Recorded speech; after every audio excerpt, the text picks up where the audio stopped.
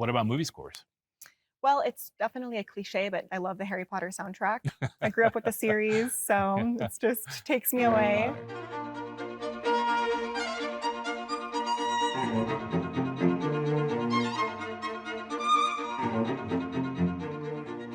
By the way, hello everybody.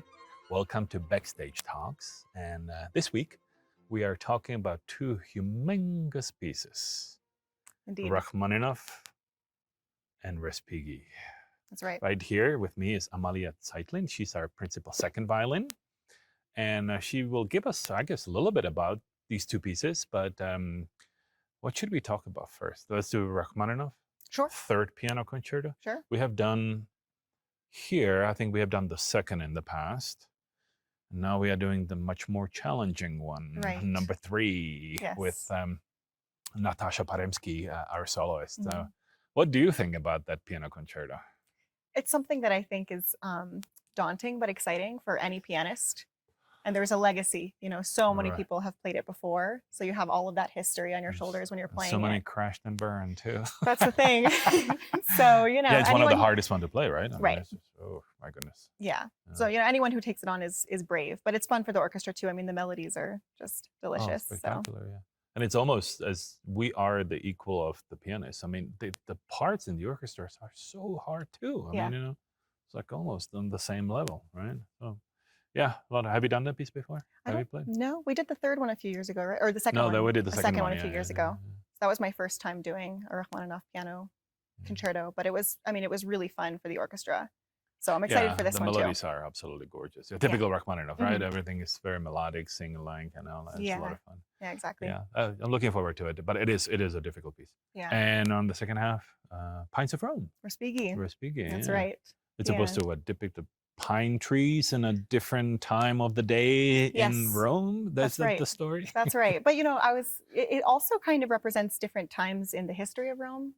You know, like with the catacombs, you hear remnants of Gregorian chants. So it's sort of an exploration of time as well as very cool. Different times of day. Interesting way of looking at it, yeah. And it's a tone poem, right? Yes. So what does it make it a tone poem? What makes it a tone poem? Well, it's programmatic. So it's based on something that's extra musical outside of, let's say, like the Rachmaninoff. It's not based on anything. It's just a piece of music. Well, something was in his mind that he's basing it on. This is true. But it's not. Could it be his, I don't know, some beloved person that, and he wrote it. So that's a good point. I mean, always when people say it's a programmatic music, I was like, okay, but so is the rest. True. Because it's based on some kind of a feelings, emotions, whatever it is, you know, the composer was going through. Yeah. But yes, you're right. This particular tone poem is specifically depicting something that he had. Yeah. Right. Yeah. No, that's a really good point. You know, it's through composed and it's beautiful. Respighi was a violinist, and you can tell because the violin parts are really hard, but are really gorgeous in everything that he wrote. So. Great.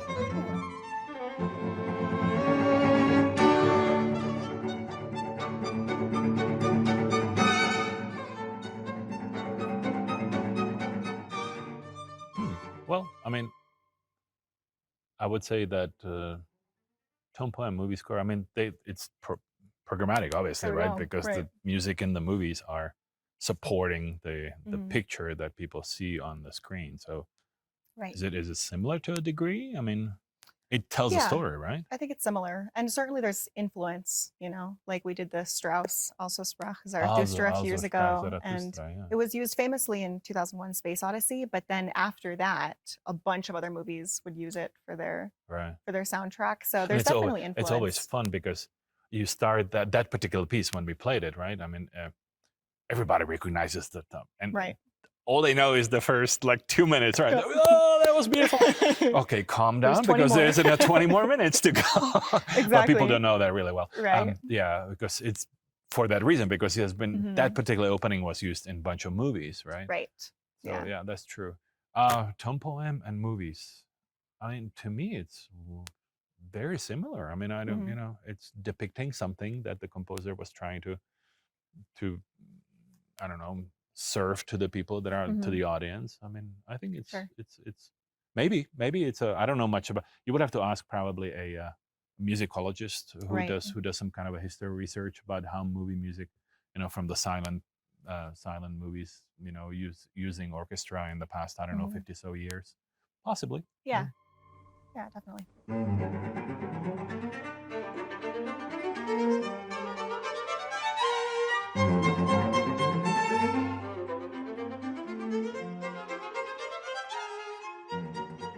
Oh, movie scores. Movie scores. Oh, tone poems. What other tone poems do you like?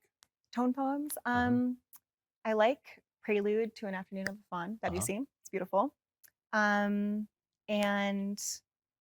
I don't want to say it because it's your language, but the very famous Smetana. Oh yes. How do you pronounce the? Which one? He's got several. Mavlas. Oh, Mavlas. Yes. Mavlas. Okay, so that is how you pronounce it. I mean, it's just gorgeous. Yeah, Mavlas. That's My Country in transition. Yeah. Right. Probably my favorite one. Yeah, that's a bit of. I wish we could do the whole 6 movements. It's absolutely gorgeous. Yeah. Yeah.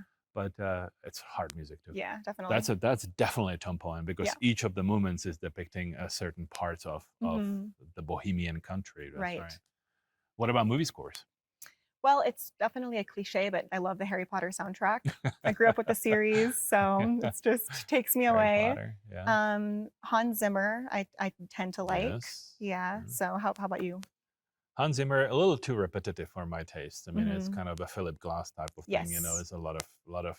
Very minimalist. He introduced minimalistic. Yeah, it just keeps repeating. I thought that John Williams is a little more creative, but yeah, I mean, Jurassic Park, of course. Right. Star Wars. Home Alone. Home Alone. Oh yeah, and we are doing that for Christmas, of course. And that's all. Yeah, I love his stuff. Yeah, he's great.